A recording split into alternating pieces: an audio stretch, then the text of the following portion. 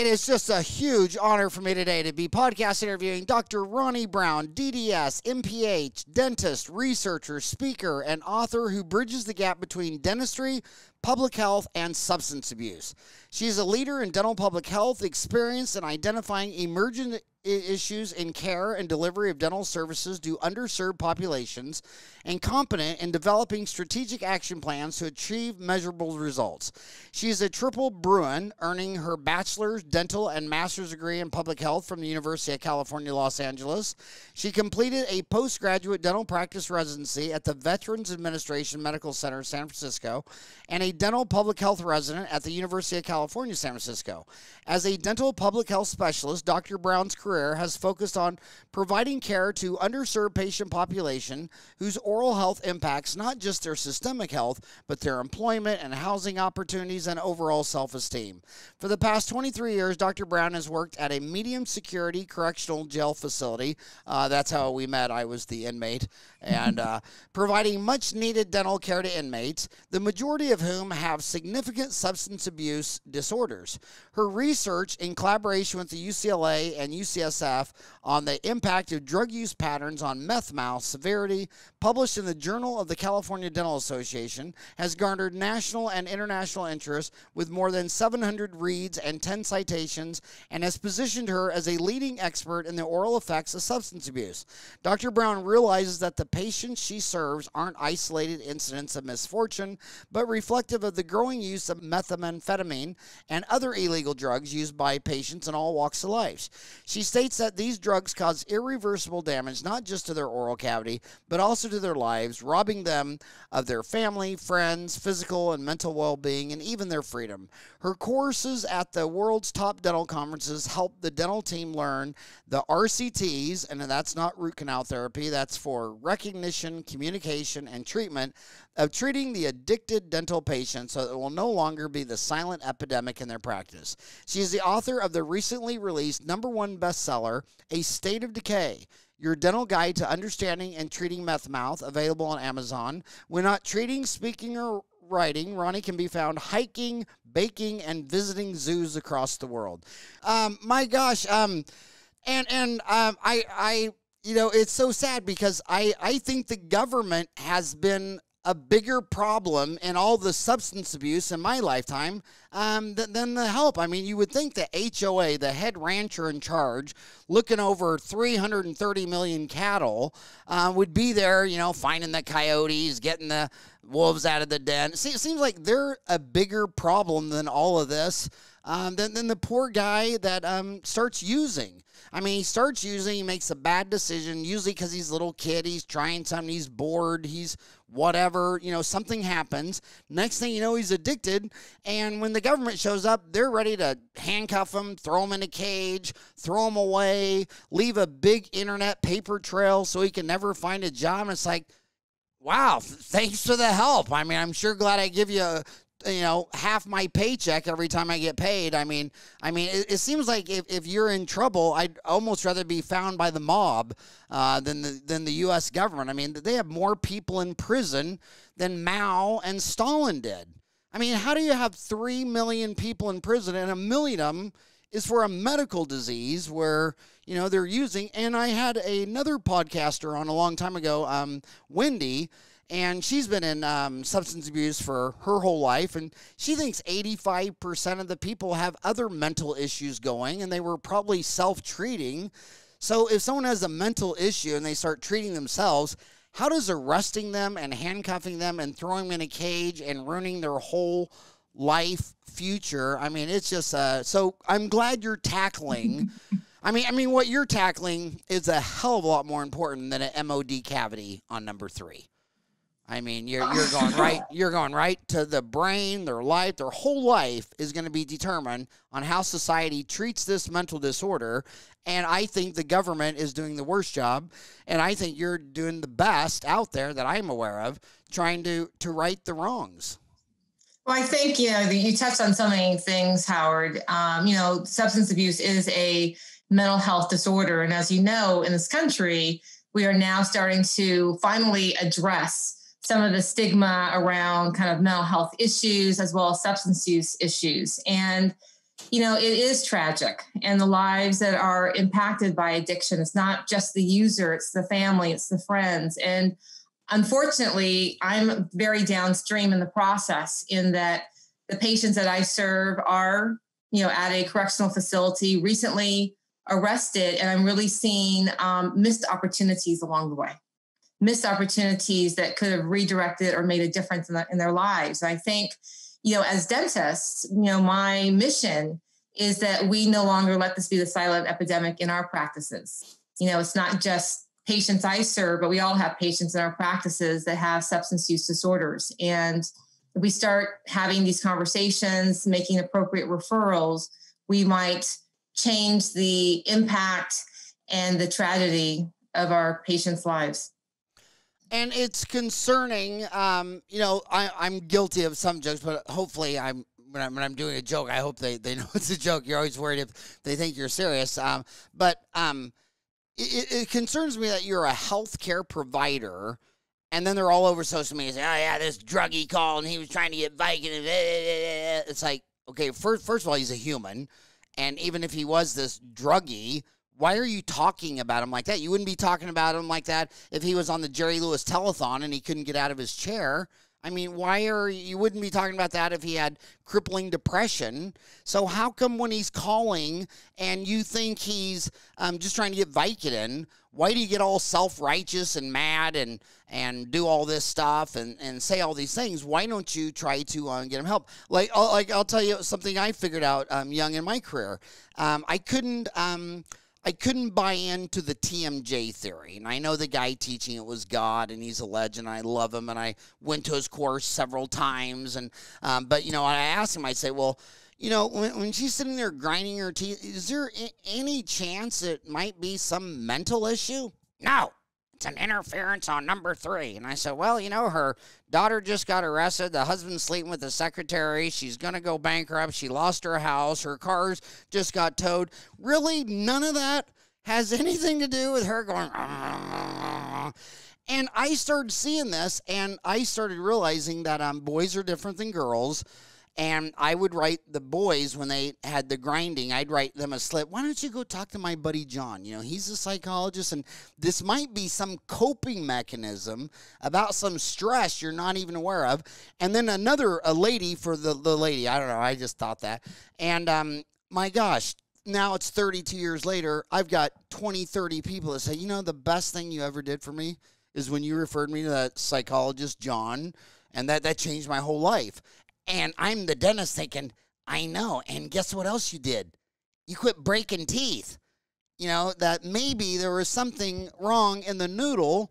And I just think a lot of this substance abuse, instead of being all judgmental, maybe there's something wrong in the chemical soup of the brain, and they don't feel good. Like why do so many people do drugs? Well, maybe that many people doesn't feel good. Why does that many people? I know when I get stressed out of my mind, I eat an entire lemon meringue pie. I mean, I don't even cut a slice out. I just take the pie to the chair and just eat the pie. Maybe it's a coping mechanism because they don't feel good and they're mentally stressed. Well, addiction is a disease, so you definitely did tap on that. And there's a genetic component. So there is a significant percentage of the population that actually has genes for addiction. And the determination of whether or not those genes will be turned off or on is really in response to some environmental issues, whether it's environmental issues of abuse, environmental issues of loss, which so many Americans are facing right now, the loss of a job, the loss of a relationship, the loss of a loved one. And it could be someone physically being in an environment. It might be a home environment or a work environment or a social environment where drug use is kind of the culture. And then you layer on top of that being exposed to an addictive drug that kind of sets everything in motion and starts changing the neurochemistry and starts priming things for feeling pleasure and feeling reward. So although it might start with a decision to try something, it easily cascades into significant and permanent changes to the neurochemistry. And I think, when you had commented about sometimes our reaction to patients who might be drug seeking in our practice, a lot of those reactions is based upon the provider, our own junk around addiction, right?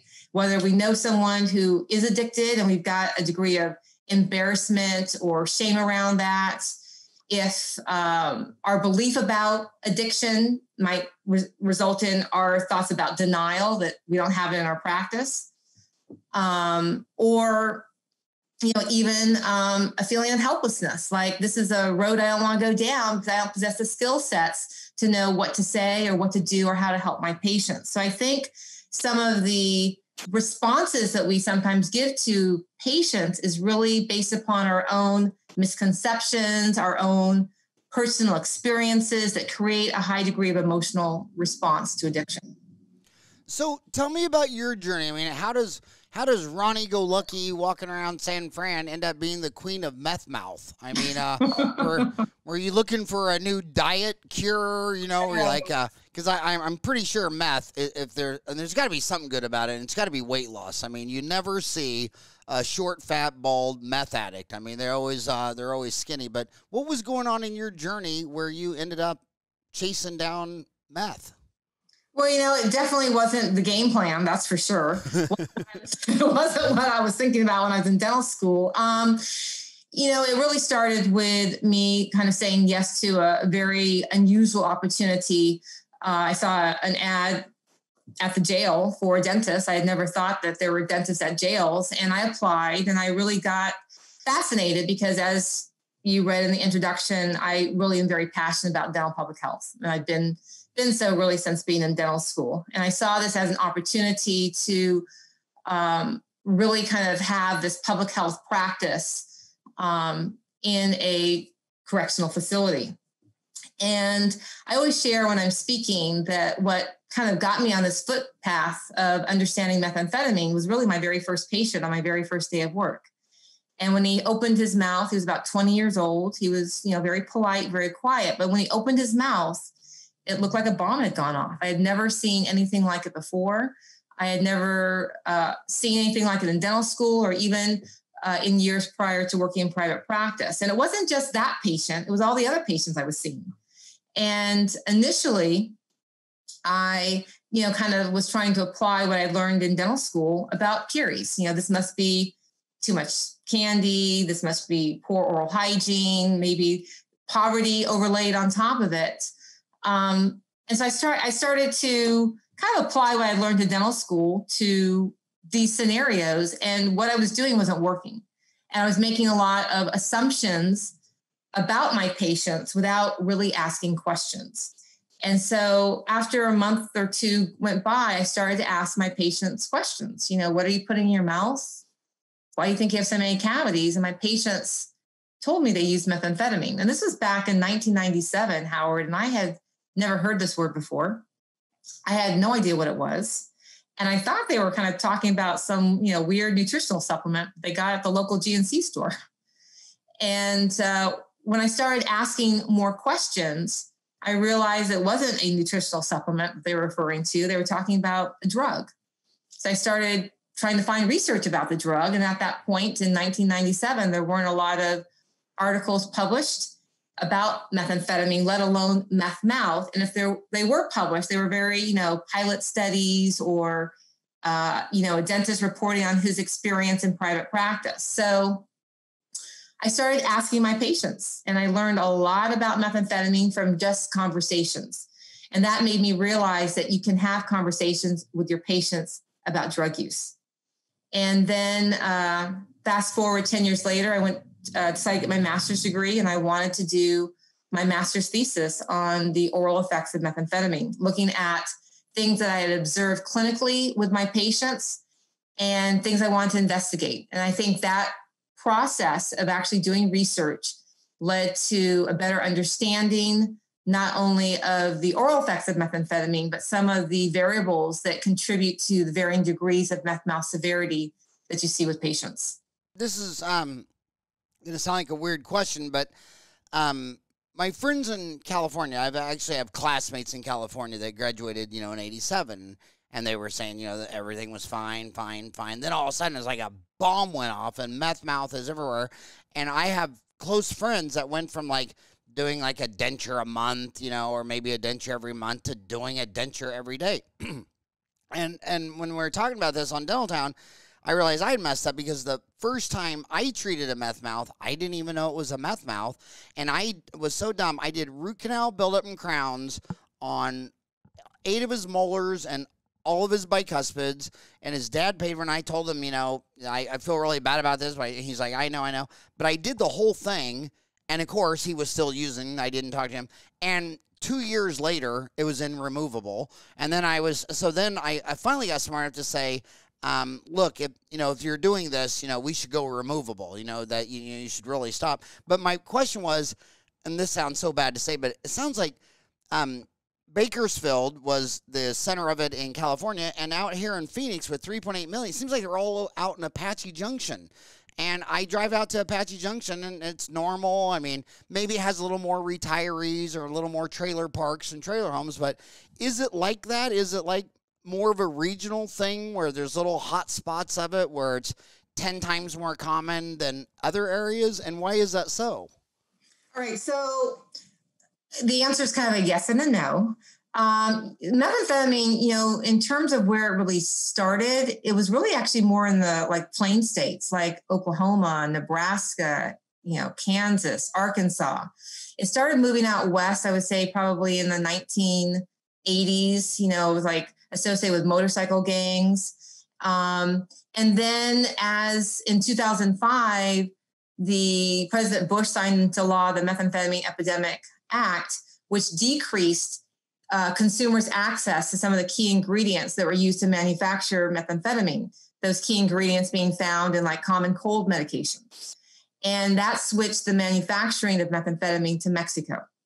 So now with states that have a southern border with Mexico, California, Texas, Arizona, we're seeing a huge increase in the distribution and manufacturing and trafficking of methamphetamine into those states. But also when you track it, you know, across the country, it's starting to pop up in areas that typically weren't really hotspots for the drugs. You're seeing an increase in use in areas like Miami, Houston, Philadelphia, Atlanta, Washington, because what's happening as the opioid epidemic is kind of curtailing and users are, you know, having more difficulty obtaining opioids. They're switching their opioid addiction for a methamphetamine addiction. Methamphetamine is a very inexpensive drug, and it provides a bigger bang for its buck, quite frankly, than almost any other drug. You know, the high associated with an opioid lasts about 4 to 5 hours. The high with methamphetamine lasts like 9 to 12 hours. It's a very, very inexpensive drug that is extremely powerful. Yeah, and I don't want to get into right and wrong because as science, it should just be, you know, like engineering. What is the trade-off? I mean, if you want your car to survive a crash, it might be built very differently than a car that gets the most gas miles, you know. One's not right or wrong. It just is what it is. But it seems like when here's another example where the government, you know, they crack down on Sudafed. So what does it do? Now, instead of the active ingredient being made by a pharmaceutical company that knows what they're doing, now it's made in some bathtub, you know, in somebody's garage or being shipped in from Mexico or whatever. Same thing with opioids. They always say about the opioid addiction that they massively crack down on dentists prescribing Vicodin and Percodan and all that kind of stuff. So what are they doing? They're buying it from people who make it in their bathtub, and they're cutting it with fentanyl and all this stuff. And then every time they talk about the opioid epidemic, though, like when Prince dies, or who was the rock star who died in her bathtub, Whitney Houston. Well, when you look at the toxicology report, there's 5 or 6 other things in there, and I'm always thinking, well, Prince had a jet, and he's flying around trying to get this stuff. Maybe if he just went to Walgreens and got it there, maybe it would have been legal. He still would have had his addiction issues, still would have had all those issues, but maybe he wouldn't be dead. So I always wonder when the government does this and makes everything illegal, if the cure is worse than the problem. Did Bush making Sudafed illegal and now, you know, you need to, you know, you almost need to sign an affidavit to write for Vicodin, but I see the death rate still really high at 50,000. And any toxicology report I see on the death rate, it never says, oh, he died of hydrocodone. It's like, no, there was fentanyl in there. It's always fentanyl. And, you know, that was never in the Walgreens Vicodin. That's all this illegal stuff. Do you think that the whole illegality, the trade-off of illegality of all this stuff makes the problem worse than if we just did kind of what Portugal did and said, Portugal said, well, you know, it seems like America, the more money they spend, the bigger the problem they get. So we're just going to take the same money, but spend the same money on treatment and social issues. And from what they tell the world and from what I can tell, Portugal brought down their addiction further and faster than anyone in Europe. The key being, though, that they spent the same amount of money in the illegal, you know, lock them up, throw them away in a cage on the social service. When in Portugal, if they find two people shooting up underneath a bridge, you know, they try to say, what's wrong? Well, they're homeless. They don't have a job. They don't have, you know, they try to pick them back up on their feet. So I know that's a long-winded question, but do you think Portugal is the better direction than the American criminal justice system? And I know you work in the criminal justice system, so I know you're probably sitting there thinking, should I get fired to answer this question, or should I just shut the hell up and change the channel? Well, definitely a long-winded discourse that you just gave me. I really think that it requires collaboration. And I don't know, Howard, honestly, if it's one answer or the other. I think that we have so many, you know, social issues, poverty, homelessness, despair, unemployment. And from a public health model, it's really trying to bridge all the gaps that exist. You know, we sometimes like to treat things in isolation, or if they're islands in of themselves, and that's really not the way it is. You know, we all have to kind of work together, whether it's through, you know, improving access to mental health services, improving homelessness, having job equity. So I think it's a multiple response by multiple departments. I'm gonna read you a question, a post on Dental Town, and I just want to see. And I really love following this person, and they're actually from California. So maybe where'd it go? Right here. She goes, "Hi guys, I work in a Medicaid clinic where we get a lot of referrals from drug recovery programs, and I have to say I'm getting very frustrated with gross decay meth mouth cases and the treatment planning, clinical work associated with doing these cases. A lot of these patients have teeth with the type of decay that wraps around the whole tooth, around the gum line, so decent isolation is extremely difficult to obtain. Having to do this for every tooth in the quadrant drains me mentally and physically, and I don't know how to control this. On some cases, it seems like even after I do the fillings, there's plaque and recurrent caries forming around existing fillings, so I just keep on adding more to the treatment plan, and the process gets extended much longer than planned. I know communication with the patient, OHI instructions are very important, but some patients only do so much. How do you guys deal with these cases, and what should I be doing to make the whole process smoother? Thanks." You know, really good question. And it is challenging. You know, when someone opens their mouth and you're seeing, blackened, broken, crumbling teeth, you don't know where to start. You don't know how to prioritize the care. And I think it's many things. I think as a dentist, sometimes we kind of jump in and we need to a little bit hold back. I think, you know, you've got to get some things in place in order for treatment to be successful. You've got to really tighten up preventive services. Having a patient be given oral hygiene instructions, use disclosing tablets, show them where the plaque is, have them on a 3-month recall, pull out your topical fluorides, your 5% sodium fluoride that you can apply and at least start to promote remineralization, utilize silver diamine fluoride to arrest the decay, and then find out where is that patient in the recovery phase. How long will they be in a rehabilitation program? Because that provides you with a time frame of when you actually might be able to kind of capture them and hold them for that care.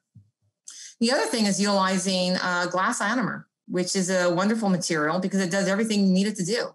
So, you know, do your caries control and your initial fillings, whether they be interim on large class 2s or permanent on small class 2s or class 5s and class 3, utilize a material that's going to do what you need it to do, which is remineralize. And also you can utilize it very well gingivally as well as subgingivally, because it's a material that tolerates moisture very well. So, and don't do heroics.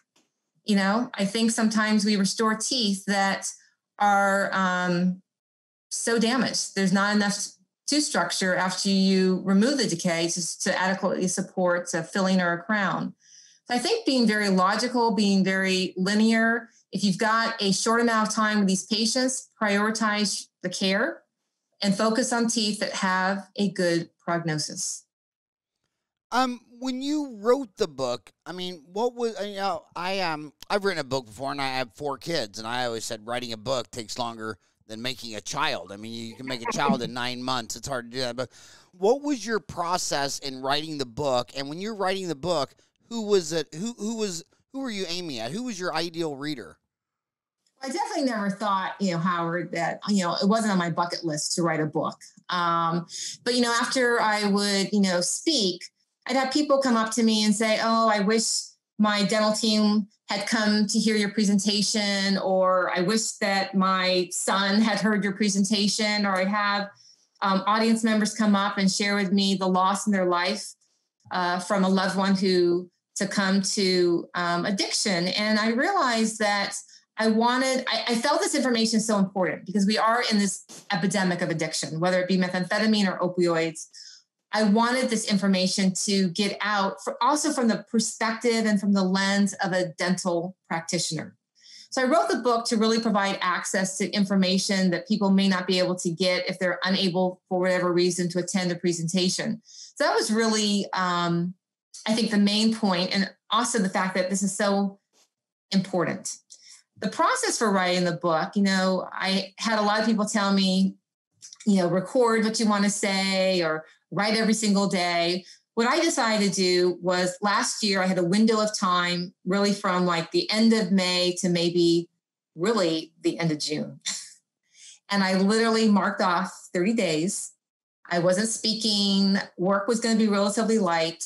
I was speaking in Montreal, and I got on the plane, headed home, and I started writing.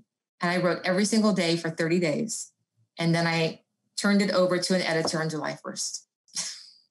So you could make a baby in 30 days. My God. I could make a baby in 30 days. That is wild. When you talk about it being a silent epidemic in dental practices, is that because it's illegal? I mean, I've heard that alcohol kills 80,000 people. And that meth is opioids are killing 50,000. So alcohol, of course, it's legal on every corner at every 7-Eleven. So is nicotine, and so is sugar. So you got caffeine, Starbucks. You got nicotine, Marlboro. You got glucose, Coca-Cola on every corner. Do you think that it's a silent epidemic and only 50,000 die of opioids and 80,000 die of alcohol because alcohol is more legal, and you can talk to you might feel safer talking to your dentist that you're an alcoholic than you're doing something illegal like meth? I think it's a silent epidemic, Howard, really because there's a lot of stigma around addiction. And when I refer to a silent epidemic, I really am talking about what's happening in the dental office. We oftentimes, as providers, do recognize the clues that a patient might have a substance use disorder. It might be something that's on their health history. It could be changes in behavior that we're noticing, their physical appearance, what happens when we look in their mouth and we do a clinical exam. But rather than discussing it and bringing it to the open, we let the patient leave, and then we all huddle in the front office and we whisper about that patient. Oh, I smelled alcohol in the patient's breath, or I think the patient was high. Because once again, all of our emotional garbage around addiction comes up, whether it's the shame or the denial or the helplessness. So it becomes this silent presence in our practice. And it's so important that it not be silent, because we're missing out on an opportunity to help these patients. We're missing out on the opportunity to develop treatment plans that actually might be successful. We're missing out on opportunities to be responsible prescribers of medication. We're missing out on the opportunity to utilize appropriate material. So it's silent amongst us as a profession. And even the medical profession. Less than 3,000 physicians have actual training in addiction medicine. And so we have to kind of, acknowledge it and recognize it and address our own discomfort, because it's our discomfort which is really creating the silence in our practice. Yeah, and it's amazing how one conversation from a doctor and authority can change your life. I had so many grandmas get mad at me. They go, I told my husband to quit smoking for 20 years, and you told him one time, and he quit. And I remember in dental school, I had one conversation. I had one of those little whispering huddles with one of my teachers in oral surgery. His name was Dr. Brett Ferguson, who went on to be the president of the American Association of Oral and Maxillofacial Surgeons. And I said, well, do you think he was in a fight or did this and that? He said, hey, right now we're in the oral surgery department, and we're past that. I don't give a crap. We got a person, we got an injury, and right now he needs a doctor. He doesn't need a lawyer. He doesn't need a judge. He doesn't need a pastor, a minister, his mom or his dad. I'm an oral surgeon. Shut the blank up and let's go do our job. And if he needs a minister or a lawyer or his mom, he can do that later. But right now we're in UMKZ Oral Surgery Clinic, and I just that's so true. I mean, I didn't go to school 8 years to be his mom, his lawyer, his advisor. I'm here to find out what's going on. So methamphetamine, is it meth? Because I remember reading in history that during World War II, the Germans ran off a lot of their intelligence scientists, and Einstein came over here, and we end up developing the nuclear bomb. It kind of makes me laugh when people say, well, America was the first to land on the moon. Yeah, with all captured German scientists. It's kind of like when Boston won the Stanley Cup. Not one of their hockey players was born in the United States. And everybody's in Boston's like, oh, we won the Stanley Cup. And I'm like, no, I'm pretty sure it was Canada, the Ukraine, Poland, and Russia, but whatever you want to believe. But they said that during World War II, that the Japanese scientists were well aware that the American Army was handing out amphetamine, White Cross amphetamine, and they would stay up a long time. And the Japanese developed crystal methamphetamine, which made them stay up any longer. And that's on Wikipedia. So when you talk about meth mouth, is that the crystal methamphetamine invented by the Japanese in World War II, or is that the American Army White Cross amphetamine? Well, methamphetamine definitely has kind of evolved and emerged, chemically since the 1930s and the 1940s. And so, some of the key ingredients that used to be in methamphetamine, the pseudoephedrine, the ephedrine, the phenylpropanolamine, has now been replaced with, something called P2P, which is a more potent form. So the chemistry of methamphetamine has definitely changed and evolved since the World War II days, when the fighters were, utilizing methamphetamine to fly the long distances and stay awake and stay alert on their missions. So the drug keeps getting more potent and more.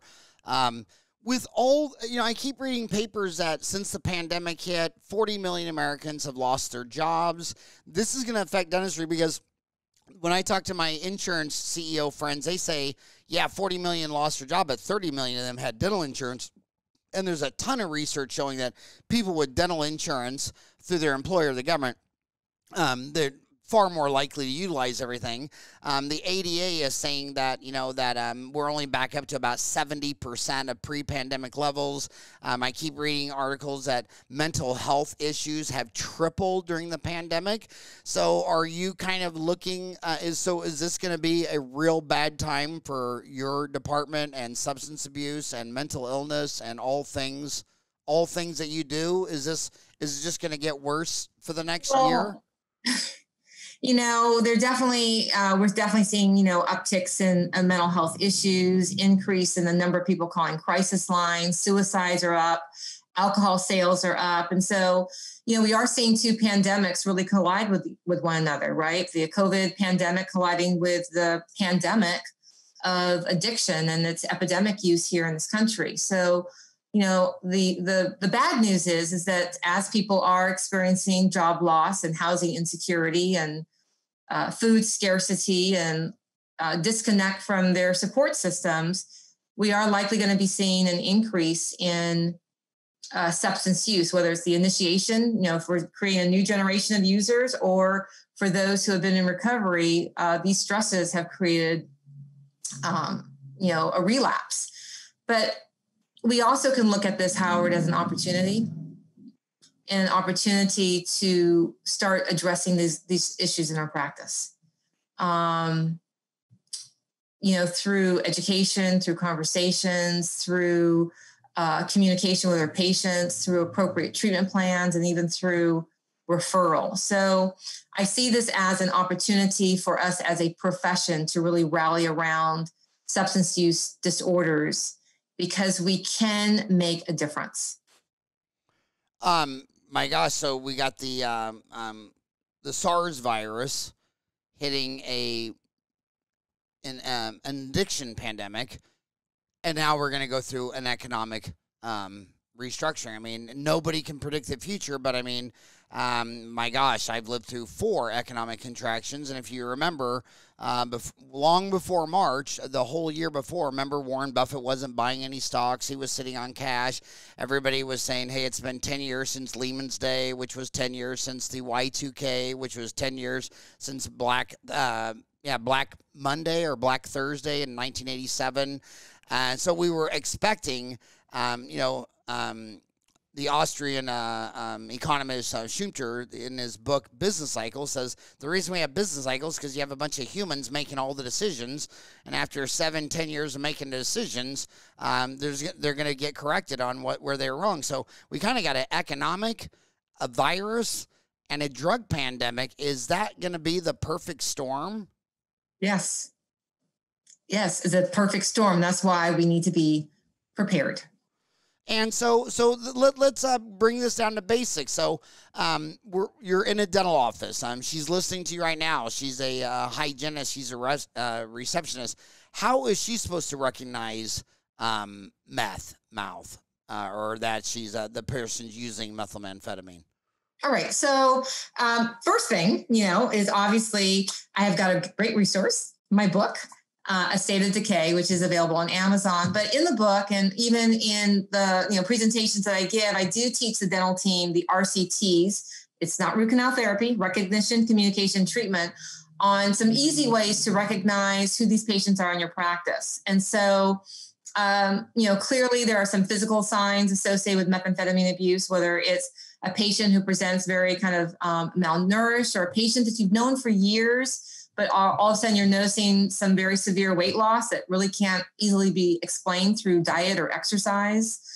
You'll have some vital sign changes, increases in blood pressure, increases in pulse. You can also utilize your health history form as a wonderful screening and diagnostic tool for substance use disorders. Hopefully, and I talk about that in the book, and I talk about how that question should present on your health history form. But I'm hoping that every dentist listening to this podcast, if they don't already have a question that specifically asks about a history of substance abuse, that they will add that question on their health history form. It's really one of the most important questions to have on your health history form. You have some behavioral clues. A patient who presents, they're very demanding, might be very irritable. Their anxiety might not necessarily match the clinical scenario. They might be experiencing some degree of psychosis or hallucinations. And then obviously the oral manifestations of what you see when a patient opens his mouth and you're looking at teeth with a lot of class 3, class 5 lesions. The caries is blackened. You see a lot of anterior tooth involvement. So I want everyone to understand it's not just one thing. It's looking at a myriad of things that will allow you to recognize, and you have to pull all those things together. When someone says the opioid crisis, it's kind of specific to an opioid that doesn't include meth. Do you not like that term when people talk about the opioid crisis? Is it better to have a more inclusive word like an addiction crisis, or what are you thinking when you have the book, the #1 selling book on meth mouth, and you hear people talk about opioid addiction, are you like, hey, does opioid in your mind include meth? Or when people talk about opioid addiction, should they be using another word like addiction crisis or something? I'm not bothered, and I'll tell you why, Howard, because when, at the end of the day, when people, the opioid addiction just brought it into focus for people that we have an epidemic of addiction in this country. And so it created conversations. It created rallying and development of mental health support for people who have substance use disorders. So I don't feel any degree of competitiveness, whether we're talking opioid addiction or methamphetamine addiction. Now, the reality, is oftentimes what gets attention and what drives policy is what happens on the East Coast. And so the opioid addiction really plagued the East Coast. And as a result, it became a topic point, and policy and decisions were made around it. But once again, it created conversation, and those conversations help anyone who's addicted, whether they're addicted to alcohol, methamphetamine, or opioids. So I'm happy that we are able to start having these conversations, and it's brought into a clearer focus the travesty of substance use disorders in this country. And you were saying earlier, that if they're, they have issues that might have genetic components to it, their culture, where they were born, family issues, abuse. Is it also true that, if you're having this issue, if you run out of opioids, you might switch to meth. If you can't find meth or opioids, you'll go get a 12-pack. So it's really, is it just kind of like, this is the fastest, easiest, lowest cost drug I could find immediately? So, an opioid just happens to be the drug they most easily available that moment, and the next month it could be something else. I think it's a couple things. I think that users oftentimes have a preferred drug. Alcohol, which is a depressant, has a very calming effect. Opioids can create a very numbing reality for people, can make life very uncomplicated. Methamphetamine can make you feel like the life of the party, and you're in charge and you're invincible. So they create a different feeling for the user. Most users have a preferred drug of choice, but oftentimes they will co-abuse with other drugs to either, one, it's accessible, or they're trying to counter the effect of their primary drug of choice. So someone might be primarily a meth user, but then they might co-abuse with alcohol to help them come down off of that meth high. Or someone who is primarily an opioid user may need to kind of get up and go, and then they'll use a stimulant to counter the action of the opioid. So most users do have a preferred drug of choice. So did you ever answer Huey Lewis's question? I need a new drug, one that won't keep me up all night, one that won't let me sleep all day. You know what I love the most about that Huey Lewis song? He's the only singer who made the American Top 40 who aced the SAT test. Oh, really? Perfect score on the math, not the reading, but the math.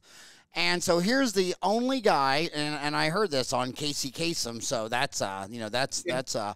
You have to have science. My gosh, if Casey Kasem said it, that's better than PubMed. But he's saying a whole song that he needed a new drug. I know this is a dangerous question to ask, but do you think some drugs are better than others? Do you think some are going to lead you off a cliff faster than others? What would you tell Huey Lewis if he was singing that song to you? I wouldn't use the word better. I would say there's some drugs that are definitely more potent and more addictive. And methamphetamine is one of the most potent and addictive drugs because it releases more dopamine, which is the neurochemical that conveys a feeling of happiness and pleasure, than any other drug. So there's definitely drugs that give a more powerful bang for the buck, but I definitely wouldn't use the word better. Yeah, he says, I want a new drug, one that won't make me sick, one that won't make me crash my car or make me feel feet thick. What would that mean? Or make me feel feet thick. I want a new drug, one that won't hurt my head, one that won't make my mouth too dry, or make my eyes too red. So the mouth too dry, that would be meth, right? Mm-hmm. But, yes, it's meth. It could also be alcohol. It could be opioids. They all have a xerostomach effect. We're going to keep going. One that won't make me nervous, wondering what to do. One that makes me feel like I feel like when I'm with you. So that gives them, they can talk better at bars, right? I mean, they're coming out of their shell. I want to switch to the dentist side of you. I know you're an author and lecturer and speaker, but let's go back to dentistry, because they're asking on this thread. I felt really horrible that I charged his dad a root canal buildup and crown on 8 molars and another 8 bicuspids, and 2 years later I'm doing a full denture. And some dentists on this thread saying, you need to start transitioning meth mouth to dentures. And then the next guy was saying, well, just try to save the canines and the second molars. You said something very Japanese, where switched to glass ionomer, and lecturing in 50 countries, I was amazed at a very young age how in Australia, New Zealand, and Japan, they like to do their fillings with an active ingredient, glass ionomer. They do sandwiches. They put glass ionomer GC on the floor, then just put a layer of resin on the top. So where are you at? Or is it, if they're would you want to go full removable? Would you want to save the canines and second molars? Or do you want to repair it all with glass ionomer? Obviously, it's a case by case, but how do you wrap your mind around the diagnosis and treatment plan of that? It's definitely a case by case. I'm not going to give a blanket recommendation, because I don't know the, individual situation, the periodontal health, et cetera, of the patient. I would, and as I said, you've got to put a lot of things into place. Where is this patient relative to their use or their recovery? Are they currently actively in recovery? Are they actively using? Those are all important ingredients to understand.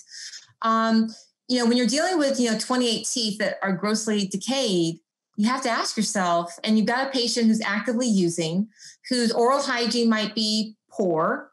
You have to ask yourself, is doing 28 root canals and crowns and bridges and the right treatment?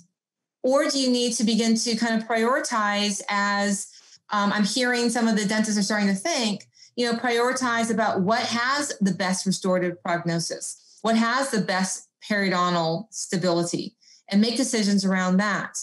Oftentimes, if the tooth is so far gone, or they're so compromised periodontally and endodontically, you do need to consider extracting these teeth. I always, some of my patients say, well, when I get out of jail, I'm going to go get implants. And I always say, if you're driving a Pinto, your next car is not a Tesla. It's not a Rolls Royce. Get something that's, reliable. And oftentimes that might be that partial denture. And that provides a degree of stability for the occlusion. It can address the aesthetic issues. And then you can see where that patient goes over a period of time in terms of their oral hygiene, their ability to maintain their recall appointments, whether or not you're slowing down the decay before you get into complicated treatment plans. I really, when you've got an active meth mouth case, I really want the dentist to hold back a little bit and make their treatment plan a little less complicated. This is not when you start throwing in implants. So I always say be very measured and being very cautious. You are in PubMed. Congratulations on that. My gosh, I wouldn't even know how to. I wouldn't even know what I'd write about if I was trying to get published in PubMed. So good for you, Ronnie. So talk about your journey. You had a research project in collaboration with UCLA, UCSFF on the oral effects of meth. It was and your article meth mouth severity in response to drug use patterns and dental access in methamphetamine users, CDA. Tell us about that journey, and what did the CDA think about that? Were they as concerned about this as you, or was it something where they might have been we want to do something on root canals. Again, if you listen to my show for 4 years or heard me lecture, I've always been extremely sensitivity. When I got out of school, there were 8 specialties. Now there's 12. And they always talk about root canals, fillings, crowns, pediatric dentistry. They talk about silver diamine fluoride all day long. And it's like, where's dental public health? I mean, we have, and it's kind of a weird Space. I remember when I got out of school, I started going to these classes. And I don't want to mention any of their names because it might get back to the Pankey Institute. But I remember the first day's lecture, I got this big old lecture about how there were A patients, B patients, C, D, and F, and how you just want to focus on A. And I'm sitting there thinking, well, the entire Ferran family tree in Wichita, Kansas is C, D, and F.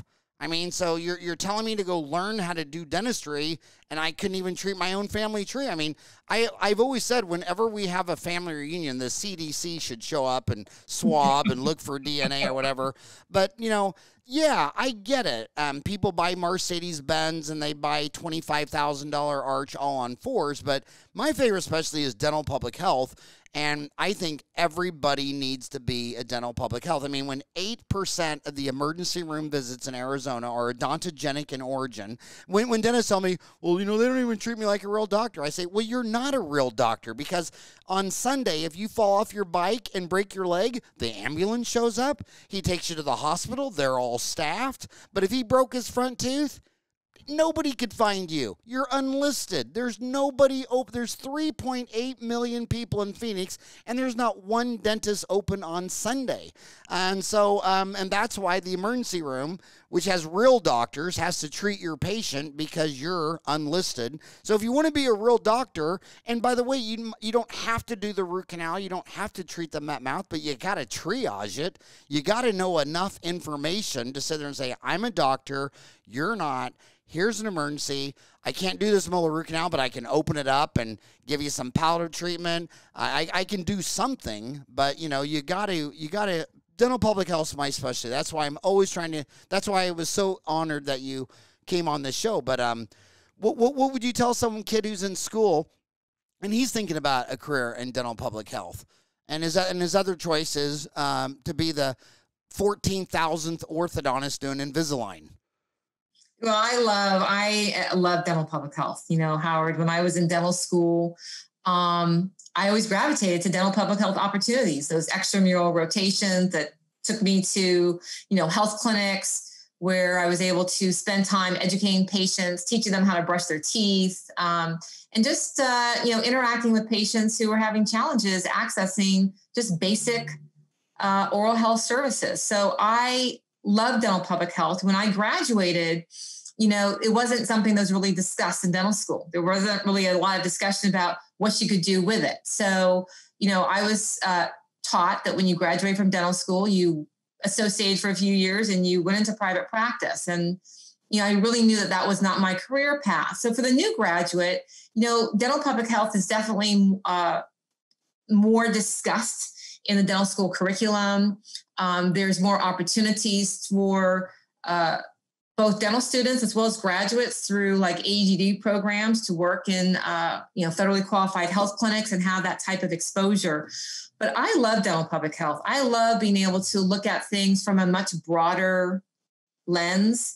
I like to be at the table of conversations when people are discussing policies and strategic plans for counties. So it's been a very rewarding career, and it has allowed me to do research and have great partnerships such as UCLA and UC San Francisco, and to be able to work with the California Dental Association as it was looking at some policy changes as it related to the opioid epidemic. So it allows you to wear many different hats and do many different things. So I would highly encourage a dental student who is interested in it to really investigate it and seek out the opportunities. And that's where I was going with that question, that when you were, published your research project in collaboration with UCLA, UCFS on oral effects of methamphetamine in Journal of California Dental Association. That's why I was saying, was it hard to get space to get your dental public health in there when they have so much people wanting to put in the traditional implants and endo and silver diamine fluoride? And do you feel like kind of the redheaded stepchild of the orphanage? No, I don't. The publishing process is just that. I mean, it's a very rigorous peer-reviewed process that, I was submitting a primary clinical study for publication. I pitched it to the Journal of California Dental Association because it's a journal that I highly respect. But you have to go through a peer review process. So there's really no guarantees. And it was a pretty arduous process where, peers who have expertise in the field gave me feedback, and it was up to me to respond to their feedback and recalibrate some of my research in response to that. So it wasn't really a guarantee. You pitch it to a journal, and they come back ultimately with a decision of either acceptance or rejection. And the article was accepted, and it's been well received. I think it's been read across the world. I have about 700 reads. I've got 10 citations and articles, including systematic reviews. So I think it feels good to be able to contribute information about methamphetamine to the research community. And is that effect at the end related to the very beginning? Like, why did you even choose to become a dentist? I mean, do those 2 points line up like a line? Why did you become a dentist? I became a dentist. Well, who knows why I became a dentist, but, really actually, Howard, when I went to college, I wanted to become a child psychologist, and because I love psychology. And I decided to major in psychobiology because I also love science. And I felt that would provide me with a little bit more options and kind of leverage me a little bit. And I think maybe my second year undergrad, I went to the Career Center and was looking up what it would take to become a psychologist. And then at the bottom of the page was how much they made. And I was like, a PhD, and that's that. And at the same time, very coincidentally, I had a friend who was a year ahead of me in college. She was applying to dental school. And I never had thought about being a dentist, but I also had always had fantastic experiences going to a dentist. I began to volunteer at the dental school and realized that this was a profession that really, for me, bridges the science with the psychology. And here I am, and I'm still bridging those two things, the psychology of my patients, the psychology of addiction, with the science of dentistry. Well, here's a psychology question for you. The COVID class of 2020, they graduated in May, 6,500 of them. I got two dental schools right in my backyard. I'm in Phoenix, so Mesa has AT still. Glendale has Midwestern. They're unemployed. They can't find a job. To tell you historically, I can give you some numbers. Dental Sound went live in 99. It's got free classifieds. It's always had about 1,000 dental practices for sale and 5,000 jobs for an associate. Now it's 2,000 practices for sale and only 1,000 jobs, because a lot of dentists that were 60 and over, when they started looking at all this PPE and all this stuff, and they're just like, you know what, I'm out of here. And they're selling their practices. My practice transition broker friends, they're doing 12-hour days, 7 days a week, nonstop, and it's all a bunch of old guys like me. I mean, I was watching Monday Night Football last night, and they ruined the whole show by right at the beginning saying, this is our 50th anniversary of Monday Night Live Football. I'm like, damn, I'm 8 years older than Monday Night Football. Why did you have to tell me that? Couldn't you have told me that after the game? So what would be your career, what would be your psychobiological advice to the COVID class of 2020, who's really got a lot of fear, a lot of depression, a lot of sad? I mean, it's tough for them. It is. It's a challenging time, and it's a challenging time for everybody. I think my advice would be a couple things, is to get up and pick up the phone and start making people calls. Start talking to dentists, whether it's you're going to deliver lunch to them and you're going to get on the phone, you're going to talk to them and interview them, find out about what their challenges are, find out what their needs are, find out why they became a dentist, and start establishing and developing relationships with them. Because this will give the dental student information about how they can position themselves to solve the problem that the dentists have. I mentor many students at the dental school, and sometimes they'll ask me to look at their resume, and their resume never answers this question. It never answers what problem they can solve for a potential employer. And I think by starting to be in relationship and be in conversation with dentists, picking up the phone, doing virtual lunch with them, they can start identifying what problems the dentist is having. And then they can start positioning themselves as to how I can solve that problem for the dentist. My other advice is make sure that, your mentorship is like a cross, where you've got the vertical relationship where they are, being mentored by someone who has experience, someone like you, someone like me, who has kind of been down the road, has years of experience to share and wisdom, but also have a horizontal relationship with your peers, because your peers, oftentimes you can be very transparent with, you can be very honest with, sometimes even more so than you might feel with that vertical mentorship. But your peers can really help you quite a bit, whether someone's really good at the business side, someone's really good at the clinical side, someone's really good with, behavioral and personality issues. But I think mentorship needs to be both vertical and horizontal. But I would tell the dental student, get up and get going. Okay, that's the advice you're giving them. What was the best advice anyone gave you? I think the best advice someone has ever given me is that there's never the right time. I think I'm sometimes, I'll wait till it's the right time. And I kind of always felt that, like, even with the book, someday I'll write a book, and I realized, life is short. And I think as we all are experiencing COVID, there's no right time but now. So there's something that you want to do. Don't wait for the right time. There's no perfect time. If you have a desire and you can seize the opportunity, do it right now. And you got a couple of websites. You got Dr. Ronnie Brown, and you, if they're looking for you to speak, would that be the website they go to? Yes. And so are you speaking now virtually? I mean, are most of your engagements now virtual?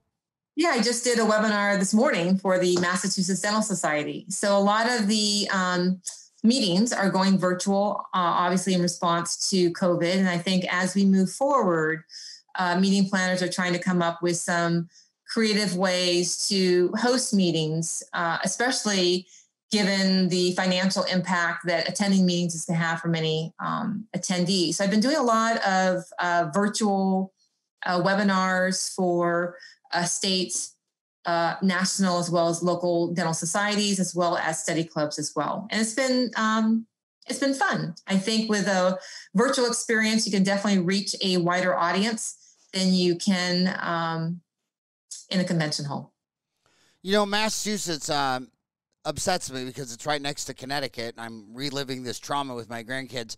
When they can't spell Connecticut, you just say, it's just connect, I cut.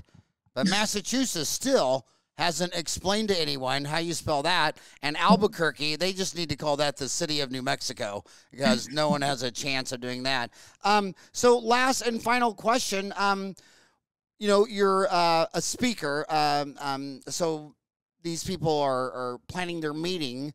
Why would they want to have a course on meth mouth as opposed to silver diamine fluoride or finding the MB2? Why do you think? And then I want to start this with I've been a speaker for a long time, and when you talk to I'll never forget this lady at the ADA. She did the most exit interviews of every convention the ADA ever did, and said the number one complaint of every meeting the ADA ever had was all the meetings are aimed at the doctor and there's nothing there for the staff. So if you're ever, so my first question to you is obviously, is your presentation doctors only, or is there anything for the staff? There's absolutely.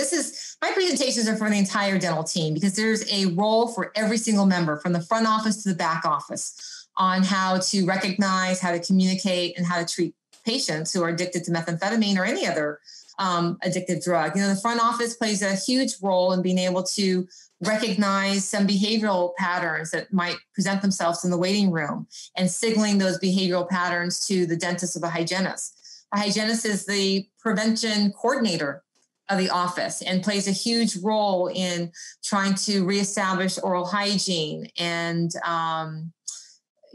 practices that then will support the work of the dentist. The assistant is oftentimes alone in the room with the patient, and the patient might be sharing things with the assistant, information that might be very important and critical for dentists to know. So my presentations are really well attended by every member of the dental team. You asked me, I think, what maybe makes me different about my presentations. And I think there's a couple things that make me a little bit different. You know, I am a clinician. I am a researcher. I'm someone who is actually working on patients who have meth mouth every single day. My clinical work informs my research. The research informs my clinical work. And I try to share in my presentation stories, which I think is a great way to provide information, because in terms of adult learning, people really remember stories. So there is a little bit of an entertaining aspect, but I also try to convey science in a way that's relevant.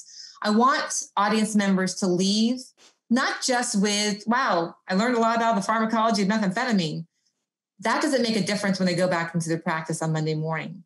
When patients leave my presentations, they have action items. They know what to say. They know how to say it. They know how to keep their practices and their patients safe. They know how to develop office policies. They know what their health history should look like. And they know how to educate. And I think that's what makes the difference. I want people to attend my presentations. I want them to have an experience, but I also want that experience to translate into real change for their patients when they walk back into their practices on Monday morning. My final question, I know we've gone over an hour. I could talk to you for 40 days and 40 nights.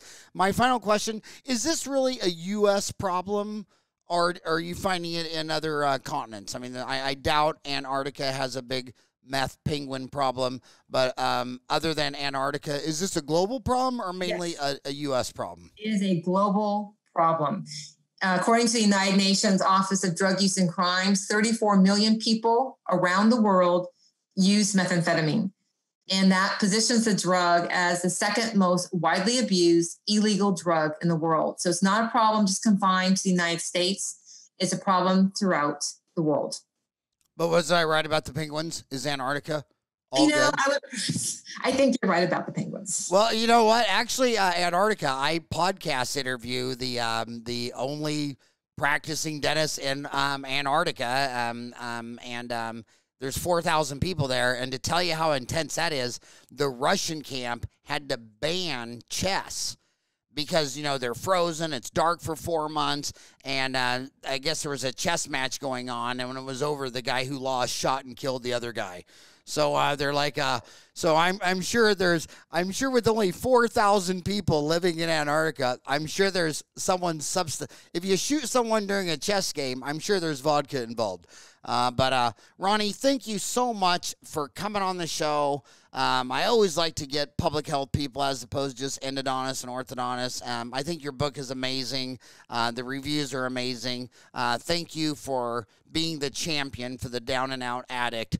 Because he needs more love and support, not more handcuffs and prison cages. So thank you so much for all your work, and thank you for coming on the show. Howard, thank you so much. I've enjoyed listening to your podcast. I did send to you an autographed copy of the book that hopefully, if you haven't yet received it, should be in your hands within the next couple of days. I've enjoyed our conversation, and I appreciate this opportunity. All right, well, have a rock good. And one last thing. You're in San Fran, so do you know that where that big tower is on that hill with a big radio tower with all the cell phone towers on it? Is it Coit Tower? It's the biggest tower. It's a tower you can see it from anywhere in the valley. Have you seen that big tower? Yes. So it started off as like one radio tower, then two, but then when it got to 4, somebody got the idea, well, let's just turn it into a building. They put a platform. But anyway, it's the biggest radio tower in the world. I got 4 boys. My 2 oldest boys have been about 800 feet up that tower for the last year, installing equipment and welding and all that kind of stuff. So now every time you see that tower, remember, there might be one of my 2 boys on there. So you can just wave to Eric and Greg. Okay. So thank you so much, and we'll talk to you later. All right. Thank you so much.